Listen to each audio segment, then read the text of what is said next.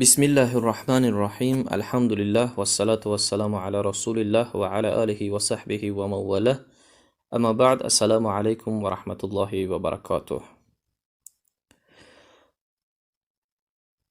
در هنگامی که مرد با زن خود همخوابه می شود، الله سبحانه و تعالی 4 عمل را، یعنی 4 کاری که در هنگام همخوابگی می شود حرام کرده است. این 4 عمل کدام عمل است؟ اولینش این است که نزدیک شدن از راه عقب حرام و خلاف اسلام است، خلاف دین، خلاف گفته الله است. پیامبر صلی الله علیه و سلم می‌فرماید خدا لعنت کرده است بر مردانی که با زنان در دبرهایشان مجامعت میکنند. حدیث طبرانی است. یعنی چنین شخصی که از راه عقب همخوابگی میکند با زنش از رحمت و رضای خداوند محروم است. دومین عملی که الله حرام کرده است، در جزء از حدیث چنین آمده است که هر کسی با زنی که در حال خونریزی است، در حال حیض است، نزدیک شود، پس به دین محمد صلی الله علیه و سلم کفر ورزیده است. لازم به یادآوری است که در ایام مریضی، یعنی در ایام در حالت حیض بودن، فقط عمل جنسی حرام است و بوسه گرفتن و دیگر لذت ها از زن حلال می باشد.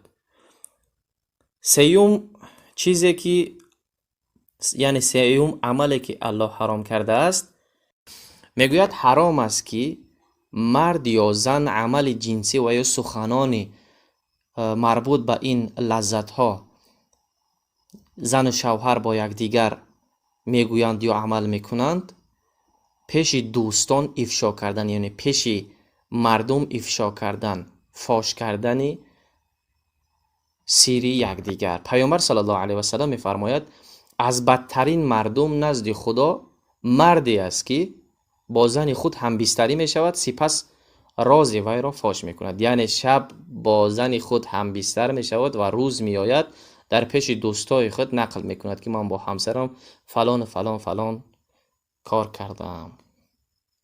العیاذ بالله. چهارم عمل حرام این است که در مفهوم حدیث میگوید، از عایشه رضی الله عنها روایت است که میگوید من و رسول الله صلی الله علیه و سلم هیچ وقت به فرج یکدیگر، یعنی به عورت یکدیگر نگاه نمی کردیم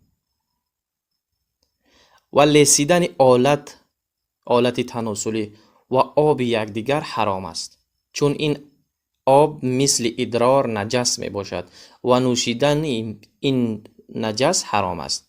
و اگر لیسیدن بدون فرو بردن آب آلت باشد، باز هم افراط در همبستری و تقلید از غربیان می باشد، یعنی تقلید از کفار می باشد. و مجبور کردن یکدیگر، یعنی شوهر مجبور کند همسر خود را که این عمل را انجام بده، غیر فطری جایز نیست و شایسته نیست زبان مسلمان که آلوده ذکر و تلاوت قرآن می باشد با محل نجاست تماس پیدا کند. و صلی الله تعالی علی خیر خلقه محمد و علی آله و صحبه اجمعین برحمتك یا ارحم الراحمین. السلام علیکم و رحمت الله و برکاته.